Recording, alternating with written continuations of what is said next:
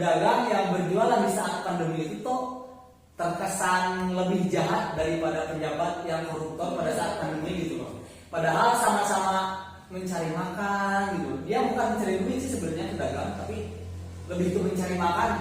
Pastilah, pasti karena kita udah berjuang mati-matian cuma nggak dihargai lah, gimana kan rasanya, pasti sakit juga.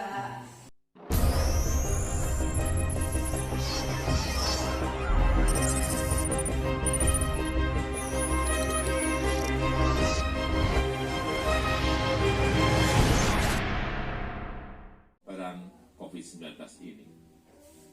Setelah mendapatkan banyak masukan dari para menteri, para ahli kesehatan, dan juga para kepala daerah, saya memutuskan untuk memberlakukan PPKM darurat sejak tanggal 3 Juli hingga 20 Juli 2021. Pandemi kian merajalela, pemerintah dan PPKM daruratnya. Sedang masyarakat ketar-ketir oleh data corona yang membabi buta. Di satu sisi, masyarakat harus patuh kebijakan. Di sisi lain, kebutuhan tak bisa dikecualikan. PPKM darurat idealnya menertibkan kerumunan, bukan memberantas orang yang cari makan. Masyarakat dibatasi ruang geraknya. Di rumah saja, ini bukan soal waspada corona semata. Tanpa makan, bisa mati juga. Pemerintah dan media sibuk urus data corona.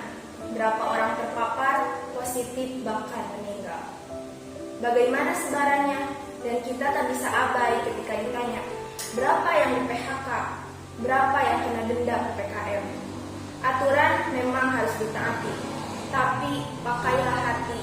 Masih ada cara persuasi. Bicara dengan nurani, tegakkan dengan manusiawi. Inilah Mata Pemuda, PPKM darurat, pembatasan jangan kebablasan. Halo pemirsa, selamat datang di studio Mata Pemuda. Nah, hari ini kita bakalan berbincang-bincang mengenai hal yang sedang hangat di hari ini, yaitu bersama Bapak Agus. Apa manggilnya apa nih? Oke. Dengan A. Agus. Nah, sebelum kita memasuki kepada pembahasan, kita bincang-bincang dulu sebentar dengan A. Agus. Bagaimana kabarnya A hari ini? Sejujurnya ini lagi flu dan pilek sih kita. Wah, corona kan nih? Enggak dong. Tapi jujur sih kalau ingat ke sana gitu ya, setiap hari kan kalau batuk, flu gitu ingatnya corona gitu. Jadi saya mengantisipasinya kayak menghisap atau mencium bau terasi kalau setiap hari masih tercium ya alhamdulillah terhindar gitu. Padahal dari dulu juga pilek mah biasa aja ya. Ada dari dia batuk sama pilek gitu. Untuk kesibukannya lagi sibuk apa nih sekarang? Pandemi dan PPKM ini sibuk menjaga kesehatan diri sendiri dan keluarga paling saya. Itu yang paling penting ya. Itu yang paling penting soalnya. Oke, kita langsung aja ya, kita mau bahas nih tentang PPKM darurat yang lagi hangat di hari ini ataupun beberapa minggu ini. Tapi sebelum itu kita dari tim Mata Pemuda mengirimkan teman-teman yang terjun langsung ke lapangan. Untuk itu kita lihat dulu cuplikannya.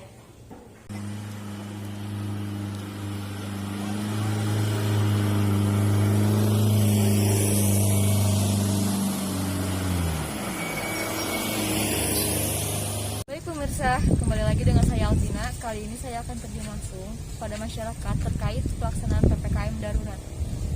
Let's go. Boleh minta waktunya untuk wawancara sebentar? Oh iya, boleh. Sebelumnya dengan siapa? Dengan Ridwan. Dan apa tanggapan Mas adanya PPKM darurat ini? Oh, dengan adanya PPKM darurat ini, saya dagang tidak bisa keliling ya Mbak, dan cuma bisa di rumah aja gitu. Dan omsetnya gimana? Ya otomatis omset menurun. Yang biasanya jualan keliling, sekarang cuma di rumah aja, yang beli sedikit. Terima kasih Mas. Mas, gimana tanggapan Anda adanya PPKM darurat ini? Sangat berpengaruh sekali terhadap pekerjaan saya dikarenakan banyak jalan yang ditutup hingga sulit untuk masuk keluar kota. Apa pendapat Anda adanya PPKM darurat ini? PPKM darurat, waduh bagi saya nih Mbak, kalau masyarakat kecil nih gak punya penghasilan tetap, wah sulit Mbak. Kadang kan biasanya saya narik orang gitu kan. Sekarang kan orang-orangnya nggak pada keluar, jadi saya nariknya kayak gini, GoFood gitu mbak. Jadi penghasilan saya kecil. Apa harapan Anda adanya PPKM ini? Ya semoga PPKM ini cepat selesai mbak. Semoga COVID cepat nggak ada di dunia ini mbak, biar saya bisa ngojek seperti biasa lagi gitu. Tetap terus jaga kesehatan. Saya Altina, Amata Pemuda melaporkan. Nah, tadi kita udah lihat nih gimana dampak dari PPKM darurat terhadap masyarakat, khususnya ada pedagang, terus tadi ada ojol juga ya, banyak lah ya. Tapi untuk itu PPKM atau pemberlakuan pembatasan kegiatan masyarakat atau PPKM darurat, pandangan Agus nih menurut PPKM ini gimana sih? Oke, untuk PPKM darurat itu sendiri ya, ini tapi jujur ya dari pandangan diri sendiri ya, tidak mewakili instansi, organisasi apapun. Jadi ya berhaklah sebagai warga negara, apalagi pemuda, memberikan pandangan terkait realitas sekarang saat ini. Cuman izinkan saya dulu untuk menjelaskan kausalitas atau sebab akibat kenapa PPKM darurat itu penting gitu untuk dilaksanakan gitu, sebelum kita membahas lebih jauh tentang PPKM darurat. Menurut saya jadi ini berbekal dari kesadaran masyarakat itu sendiri yang sampai hari ini saya mengutip pembicaraan dari Bapak Gubernur kita, Bapak Ridwan Kamil. Saya setuju dan sepakat bahwasannya kondisi masyarakat kita saat ini terbagi terhadap 3 golongan gitu. Nah, 3 golongan itu yang pertama ada denial, menerima dan adaptasi.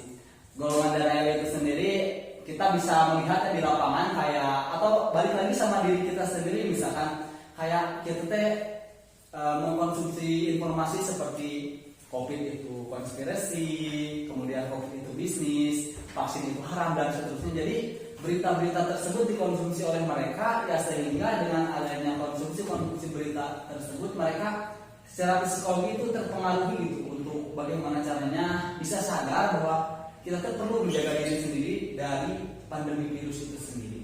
Kemudian yang kedua ada pihak yang menerima di sana, jadi dia udah sadar, tapi secara tidak langsung mereka juga belum seluruhnya menerapkan protokol kesehatan terhadap dirinya sendiri. Nah, sedangkan yang terakhir untuk adaptasi itu khusus untuk masyarakat yang secara sepenuhnya bisa menerima tentang kehidupan yang baru pasca pandemi itu sendiri. Jadi sampai kapanpun PPKM tidak akan pernah berhenti, ataupun PPKM akan terus ada dengan nama istilah yang lain-lainnya gitu kan, seperti PPKM mikro, sekarang ada darurat. Itu balik lagi kesadaran masyarakatnya itu yang masih rendah gitu. Kalau kesadaran masyarakatnya udah tinggi terhadap urgensi bagaimana kita menjaga kesehatan diri sendiri, insya Allah PPKM bisa berakhir gitu. Oh gitu ya.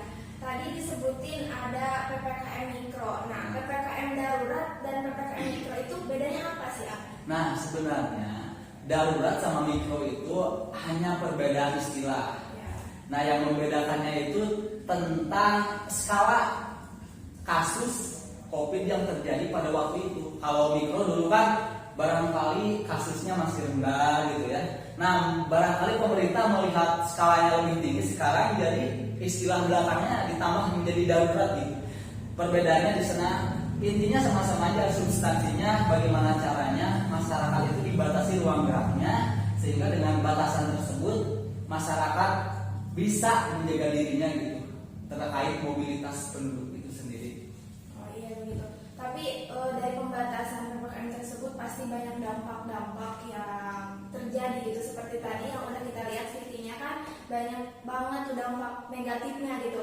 Kira-kira menurut Agus ada sih gak dampak positif dari pemberlakuan PPKM darurat ini? Kalau dampak positif dan negatif balik lagi ke diri kita. Kalau saya, jadi kalau kita memaknai menyikapinya dengan bijaksana, kemudian dengan melihat seluruh realitas, insya Allah pasti ada dampak positifnya. Ya minimalnya kita menjaga diri, menjaga keluarga, sehingga nanti masyarakat yang lain itu bisa meniru apa yang kita lakukan. Toh itu balik lagi buat kita sendiri gitu. Nah sekarang kan diberlakukan PPKM darurat. Menurut Agus itu telat nggak sih? Telat nggak ya? Tapi jujur sih kalau bicara tentang telat atau tidaknya ya, merujuk pada proses awal di mana pandemi COVID-19 ini masuk ke Indonesia itu sendiri, kita sebagai bangsa atau dalam hal ini pemerintah agak telat sih. Dulu kan kita mengabaikan ketika di luar negeri sudah terjadi ya, di Cina dan seterusnya, tapi di kita masih santai-santai gitu. Baru bentuk antisipasi datang ketika sudah ada yang terkonfirmasi gitu di negara kita. Begitu halnya juga dengan PPKM ini sendiri kan, kita lebih awalnya mengenal ada PSBB dulu jauh kesananya, PSBB, kesininya ada PPKM mikro, kemudian ada lagi PPKM darurat sekarang. Kalau bicara telat, ya seperti itulah keadaannya gitu lah. Namun apabila dibandingkan dengan tidak sama sekali, hal ini jauh lebih baik keadaannya sebagai sebuah antisipasi ketika nanti terjadi lonjakan kasus yang sangat meningkat begitu. Jadi saya kira lupakanlah untuk telat dan tidak telat, tetapi sekarang kita berpacu pada realitas. Bagaimana caranya? Kita harus menghadapi keadaan sekarang. Soalnya hidup harus tetap hidup, bagaimana hidup berjalan. Kita gak bisa stuck terus di sini kan. Benar sekali. Oke, lanjut ya. Jika melihat realitas sekarang nih ya, pernah dengar dan baca di saya banyak di berita, ada beberapa pedagang yang didenda karena memaksa untuk berjualan gitu di tengah PPKM darurat ini. Sebenarnya itu emang udah keluar aturannya kayak gitu atau gimana sih? Menurut pendapat Agus gimana tuh? Ini pertanyaan menarik sekali bagi saya. Soalnya saya juga sama baca di berita, kemudian di berbagai media sosial ya. Yang paling menarik itu yang terakhir dari Tasikmalaya itu ya. Yang dia dagang ya, jualan bubur, baru saja melariskan 4 mangkok. Cuman ada petugas satgas ya, barangkali satgas PPKM darurat atau sejenisnya lah, datang ke sana. Dia ditangkap dan kemudian ya dilakukan sesuai hukum yang berlaku gitu ya. Logika aja teh, dia menjual 4 mangkok gitu ya, 4 mangkok bubur. Karena ada sidak di sana, dia bayar harus 5 juta sebagai sebuah denda. Jika tidak, dia dikurung penjara. Sebagai perbandingan aja, kok negara kejam sekali ya barangkali kalau hemat saya saat ini ya. Bagaimanapun kan, ya logika aja harus tetap hidup lah meskipun ada PPKM darurat. Tadi kan ditanya sama Teteh terkait aturannya. Kalau aturan sendiri per 3 Juli atau sebelumnya kan Presiden kita Bapak Joko Widodo telah mengeluarkan ya Teh, aturan mengenai pemberlakuan PPKM darurat itu sendiri. Ya barangkali sampai saat ini udah jalan semingguan gitu. Cuman itu yang saya sayangkan ya. Bahkan saya pernah berpikir dalam diri saya, pedagang yang berjualan di saat pandemi itu toh terkesan lebih jahat daripada pejabat yang koruptor pada saat pandemi gitu loh. Padahal sama-sama mencari makan gitu. Dia bukan mencari duit sih sebenarnya pedagang, tapi lebih ke mencari makan.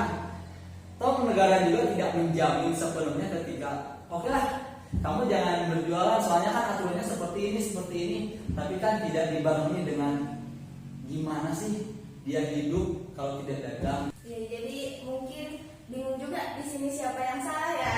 Nah, gitu lah. Cuman kalau kita bicara salah dan benar dalam konteks negara dan pemerintahan, barangkali itu akan sangat sulit sekali menemukan titik temu. Tapi di sini harapan saya ya, opini saya pribadi melihat realitas sekarang. Jadi oknum ya, saya menyebutnya oknum, institusi yang menjalankan mengenai PPKM darurat itu sendiri mungkin benar. Di satu sisi mereka sebagai sebuah institusi ya harus menjalankan aturan yang diturunkan oleh penegak hukum dan pemangku kebijakan. Tapi di sisi lain saya miris sekali ketika penindakan implementasi di lapangannya seperti itu gitu. Harapan saya untuk para institusi ya yang sedang melaksanakan dan mematuhi atasannya mengenai pemberlakuan PPKM darurat sekarang, jadi utamakanlah nilai-nilai kemanusiaan dan bersifat lebih humanis dalam penegakannya gitu. Jangan main tindak seenaknya gitu kan. Dan saya katakan tadi, jika dibandingkan dengan koruptor yang korupsi pada saat pandemi, itu jauh lebih jahat kalau saya bandingkan dibanding mereka yang berjualan hanya sekedar untuk menyambung hidup gitu. Seperti itu. Ya gitu, jadi bingung juga ya siapa yang salah. Tapi tadi udah dengar pendapat dari Agus, mungkin kita bisa ada pencerahan sedikit. Nah kemudian di tengah PPKM darurat ini ada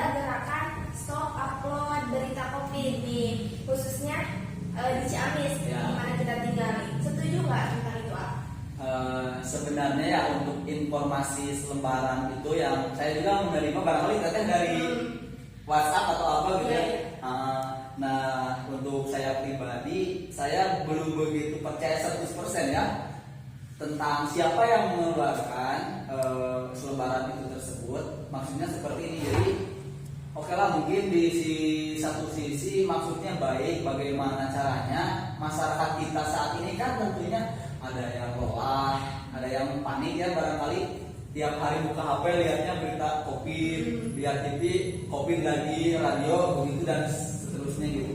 Jadi niatnya untuk menenangkan secara psikologis masyarakat, oke lah COVID ada gitu, cuman dalam benak dan pikiran mereka hadapilah dengan hati yang tenang, dengan tidak terlalu mengkonsumsi berita atau informasi terkait COVID terus. Karena hidup kita selamanya tentang itu barangkali seperti itu. Cuma di sisi lain, hal pentingnya juga yang perlu dicatat yaitu kita harus tetap tahu gitu data perkembangannya penting gitu untuk antisipasi kita, pengambilan sikap kita. Misalkan gini deh, kita di desa ya, desa Kalupanan misalkan, kita nggak mengetahui nih tentang data COVID desa Kalupanan berapa sih. Coba kalau kita mengambil sikap kayak bodo amat gitu kan, mau ada mau enggak COVID gitu di daerah kita, bodo amat lah, gue mau hidup bebas sekarang lah gitu, atau saya mau hidup bebas sekarang gitu. Itu agak keliru sih bagi saya. Yang benar itu kita harus tahu data dan fakta di lapangan seperti apa, tapi kita menyikapinya dengan bijaksana, tentunya dengan tetap menjaga diri, kemudian menjaga kesehatan, tetap berolahraga, hal-hal yang positif, makan teratur, tidur teratur, istirahat teratur dan seterusnya. Ya insya Allah kita juga akan sehat nantinya. Gitu. Jadi berarti penyampaian berita nih, misalkan yang hidup sekarang, maksudnya bukan yang hidup, yang sembuh berapa, misalkan yang meninggal berapa, berarti itu benar-benar berpengaruh ya ke psikologis yang lihat gitu. Ya tentunya pasti berpengaruh sekali ya, logikanya aja sendiri. Kita misalkan di depan mata kita ya keluarga lah, misalkan ayah kita, ibu kita, tapi amit-amit ya, nauzubillah min dzalik, terkonfirmasi misalkan positif, pasti dalam hati kita juga kayak bingung, kayak kaget, kemudian kita menyikapinya bagaimana gitu.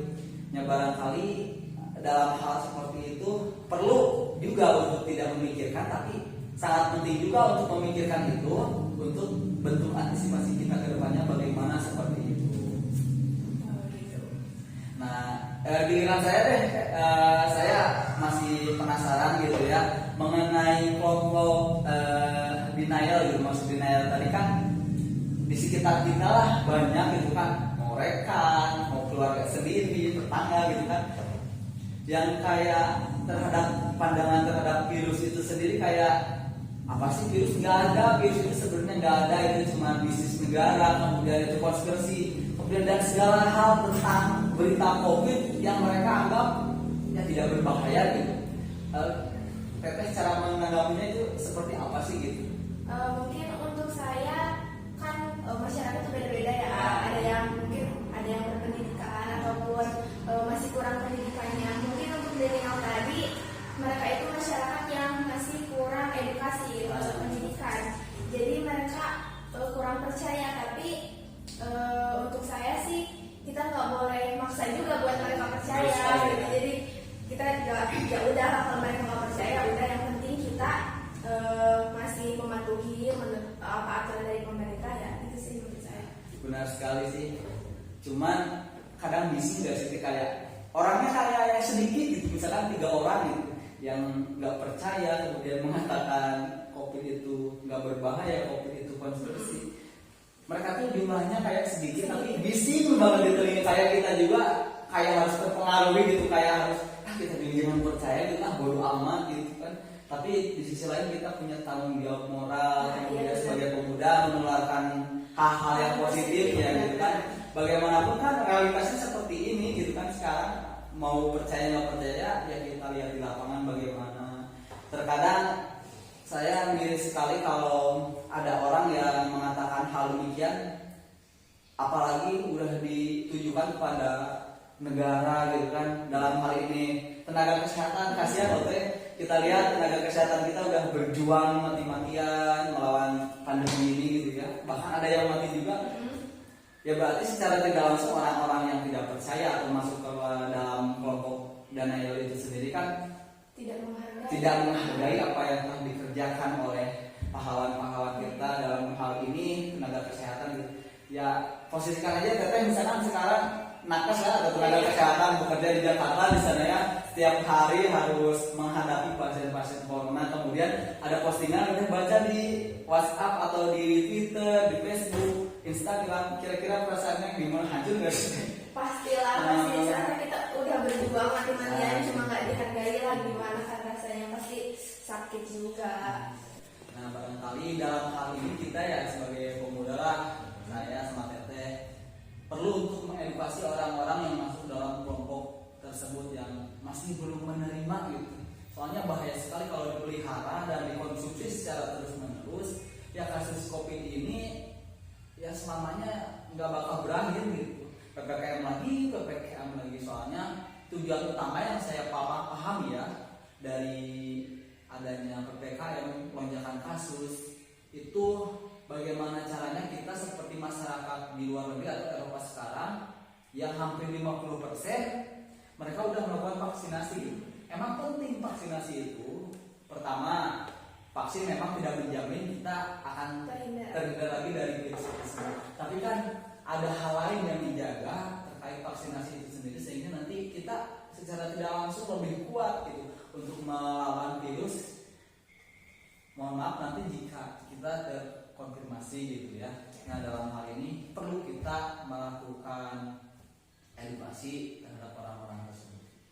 Itu tadi disinggung nih vaksin. Sebelumnya Agus sudah divaksin belum nih? Teteh sendiri udah belum? Udah dong, tinggal kita nunggu vaksinasi kedua. Oh berarti sama dengan saya juga. Pertama sudah divaksin, tinggal nunggu yang kedua nanti tanggal 24 kalau nggak salah 24 bulan. Oh iya. Ceritain dong gimana sebelum divaksin, adakah rasa takut atau kurang percaya nih, takutnya si vaksin teh cairan apa gitu? Ada nggak sih pikiran kayak gitu sebelumnya? Jujur ya teh, saya kan di lingkungan ya katakanlah dari saya bukan sombong sih, jadi suka mengajak rekan-rekan kaula muda untuk bagaimana caranya dalam hal ini konteks vaksin ya.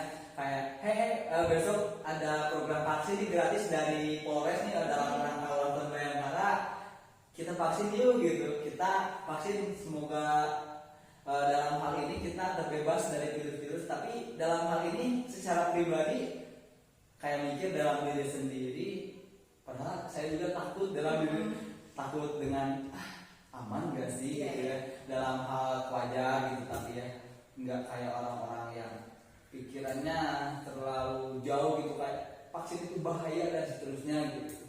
Secara jujur saya awalnya takut, tapi kesini-sini ya saya harus berani. Kalau saya nggak berani, bagaimana teman-teman saya yang lain gitu ya. Jadi intinya adalah rasa takut sedikit-sedikit ya. Terus setelah divaksin ada keluhan nggak sih apa pusing, mual atau gimana?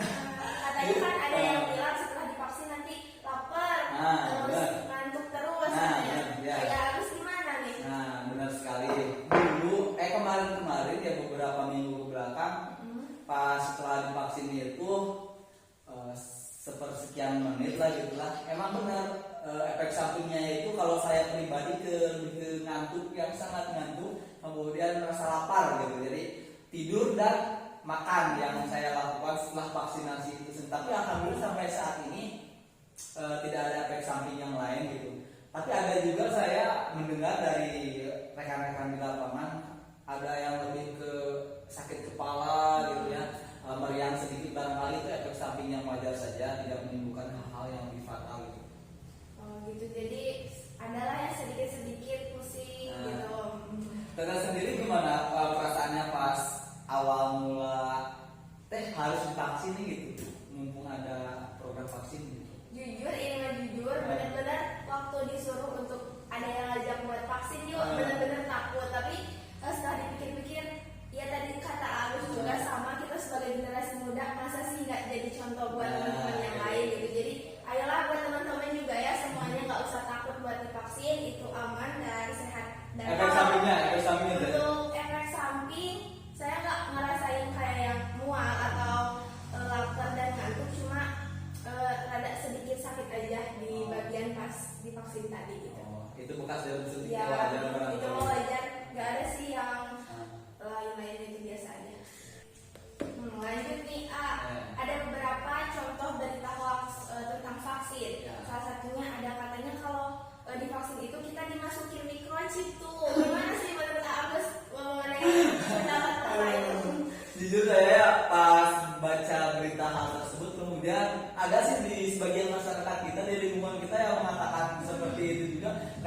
tawas titik kencangnya, tapi saya menghargai orangnya gitu ya.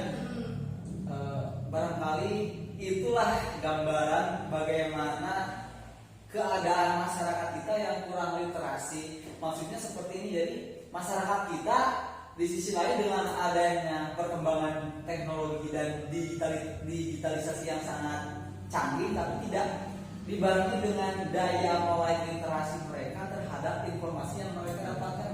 Saya yakin itu mereka mendapatkan berita dari siaran WhatsApp atau dan tanpa harus cross check dan tabayun terlebih dahulu. Oh, ini benar nggak sih beritanya kayak gitu?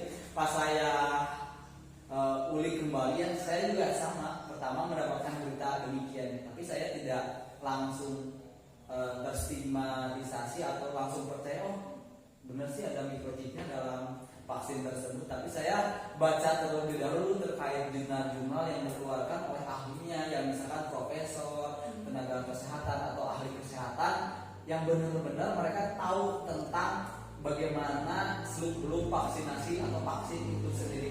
Pas saya baca, ternyata itu kan kasusnya teh ada orang yang habis vaksin atau apa yang kurang jelas, cuman pas ditempelin magnet nempel. Nah jadi adalah berita kayak gitu bahwa dalam vaksin itu terdapat butiran atau cairan yang microchip, sehingga nanti ketika disuntikan kita akan terdeteksi gitu. Kan ironis ya, tidak masuk terhadap logika dan akal sehat. Bagaimana caranya dalam cairan bisa masuk microchip, yang microchip itu bahannya biasanya logam. Nah, untuk microchip itu sendiri, bahwasannya saya membaca dari ahlinya, pokoknya fix itu nggak mungkin dan nggak bakal terjadi sama sekali, jadi 100% itu hoax. Jadi itu pentingnya kita harus banyak literasi ya. Jadi kita jangan langsung memakan tuh berita-berita hoax, kita cari dulu kebenarannya. Untuk berita hoax selanjutnya, katanya vaksin itu haram. Nah, gimana tuh pendapat Agus untuk vaksin haram itu? Sejujurnya itu masuk ranah MUI dan seterusnya. Cuman saya perlu untuk menyampaikan opini ya, barangkali bisa diterima. Alhamdulillah ya, beda pendapat juga nggak apa-apa ya, kita kan manusia beda kepala ya, wajar gitu kan. Menurut saya pribadi ya, pernah baca juga sama literat. Jadi MUI membenarkan bahwa ada salah satu dari vaksin kita, entah itu Sinovac atau AstraZeneca dan seterusnya ya, memang itu dari babi kalau nggak salah ya. Cuman dalam keadaan darurat seperti ini, MUI sendiri pada hal ini membenarkan atau memberi izin untuk dilakukan vaksinasi barangkali keadaan darurat yang bisa dilakukan. Tapi itu balik lagi sih, ini kan opini ya, mau sependapat monggo, enggak juga nggak apa-apa gitu kan. Tapi saya membaca realitas ya seperti itu, benar gitu kan, ada isu haram dan halal itu memang ada gitu untuk divaksin itu sendiri. Jadi intinya kita nggak bisa ngomong banyak lah Nah, soal ini. skip ya. Ini bukan ranah kita Ranah ya. kita ya, gitu. Takutnya salah ngomong juga. Nah, sebelumnya kan pas si COVID datang ke sini ya, ke Indonesia gitu, banyak pendapat, mungkin lebih ke pendapat atau jadi masuknya lebih ke konspirasi. Nah, menurut Agus menanggapi hal itu gimana? Oke, tentang konspirasi ya. Sepemahaman saya ya, konspirasi itu berawal dari teori konspirasi itu sendiri. Jadi intinya seperti ini, kalau saya gambarkannya secara sederhana terkait kondisi masyarakat kita saat ini menanggapi fenomena COVID-19 dikaitkan sama konspirasi. Jadi masyarakat kita itu menganggap bahwa oh, virus ini sebenarnya dibuat-buat gitu ya. Maksud dibuat-buat itu kayak ini konspirasi nih, bisnis global gitu. Jadi itu logikanya kayak gini, mereka itu menciptakan virus plus obatnya gitu. Nah jadi konspirasi bisnis globalnya itu ya mereka bermain di vaksinasi itu sendiri gitu. Nah secara sederhana barangkali saya menanggapinya bisa jadi itu dibenarkan. Cuma di sisi lain kita tidak perlu untuk percaya sepenuhnya bahwasannya oh ini yang konspirasi gitu, sehingga nanti kita dalam menyikapi virus ini tidak sebegitu serius. Jadi bahaya terhadap diri kita sendiri, bahwasanya ketika kita menganggap secara buta, taklid buta, bahwasanya oh ini konspirasi ini nggak apa-apa gitu, konspirasi gitu. Tapi kita di realitas di lapangan memang bisa membedakan, kayak ujung-ujungnya nanti pasti ini vaksinasi, bisnis global, kimia farma dan seterusnya. Kemudian ini cukong-cukong bisnis dunia nih yang menciptakan virus ini, Cina dan seterusnya gitu ya. Kadang tertawa sih, tapi ya mereka, hak mereka juga untuk mengatakan hal tersebut. Memang tadi kata kuncinya kembali lagi saya sarankan kita menganggap ini konspirasi nggak apa-apa, hak mereka, tapi sewajarnya saja. Dan kita pada dasarnya tidak akan bisa membuktikan bahwasanya ini konspirasi benar atau tidak gitu. Pasti bermuara pada hal-hal yang ambigu dan tabu. Ujung-ujungnya balik lagi ke kita ya. Nah, maka dari itu ya kita anggap aja gitu, kita hadapi realitas yang ada aja gitu. Jangan terlalu memikirkan oh ini konspirasi gitu. Soalnya bahaya untuk kita nantinya gitu dalam menghadapi virus itu sendiri. Jadi sekarang lebih ke lah jaga kesehatan masing-masing aja lah ya. Keadaannya tuh udah seperti ini gitu, apa boleh buat kita harus menghadapi daripada sekedar kita mempercayai oh ini konspirasi. Nah ini mungkin terakhir ya dari saya. Harapan Agus mengenai keadaan sekarang itu apa? Harapan saya secara pribadi, pertama untuk masyarakat kita secara universal ya, baik yang skalanya di desa, kemudian di kota, ataupun secara global di dunia. Marilah kita bersama-sama bekerja sama, saling mengulurkan tangan dalam menghadapi virus ini. Kenapa? Pertama, virus itu suatu hal yang sulit sekali dideteksi dan diantisipasi. Makanya kita jangan mengambil sikap kayak hal yang tadi kita nggak percaya, kemudian memakan informasi dan mengkonsumsi informasi yang sifatnya bertolak belakang dengan apa yang semestinya kita lakukan dan seterusnya, yang itu merugikan diri kita sendiri, lebih besarnya nanti masyarakat secara universal terkait penanganan yang tidak maksimal. Kemudian yang kedua, harapan kita nanti setelah mudah-mudahan pasti bisa kita yakin berhasil menghadapi COVID ini ya. Kita harus mulai membiasakan diri beradaptasi dengan hal-hal yang baru. Pasalnya setelah ada kejadian seperti ini, situasi seperti ini, tentunya pasti akan ada hal-hal yang baru yang kita harus adaptasi dengan kebiasaan itu. Misalkan kita kuliah kan sekarang ya kayak sekolah daring melalui media-media online dan seterusnya. Nah kita yang tadi kita terbiasa, yang mulailah biasakan, sehingga emang sih zaman kita ke depannya emang zaman digitalisasi dan seterusnya, sehingga nanti kita terbiasa dengan hal-hal tersebut. Kemudian contoh sederhananya dalam konteks kesehatan, biasakanlah kita keluar rumah gitu. Kalau biasanya nggak pakai masker, hand sanitizer dan seterusnya, kita cobalah ke depannya adaptasi dengan kebiasaan baru, gunakan hal-hal tersebut untuk menjaga diri kita dan orang lain. Dan harapan untuk pemerintah kemudian negara dalam hal ini semoga tidak capek, tidak mengeluh, tidak putus asa dalam menghadapi persoalan-persoalan yang ditimbulkan dari virus corona ini. Sudah beberapa tahun melanda kita, memporak-porandakan ekonomi, politik, sosial dan seterusnya. Ya, terima kasih Agus atas waktunya khususnya ya, dan tentang pendapat-pendapat Agus. Semoga Agus sehat terus, jaga kesehatan dan jangan lupa untuk vaksin keduanya ya. Semoga kita selalu sehat-sehat semuanya ya. Amin. Terima kasih Agus. Sama-sama.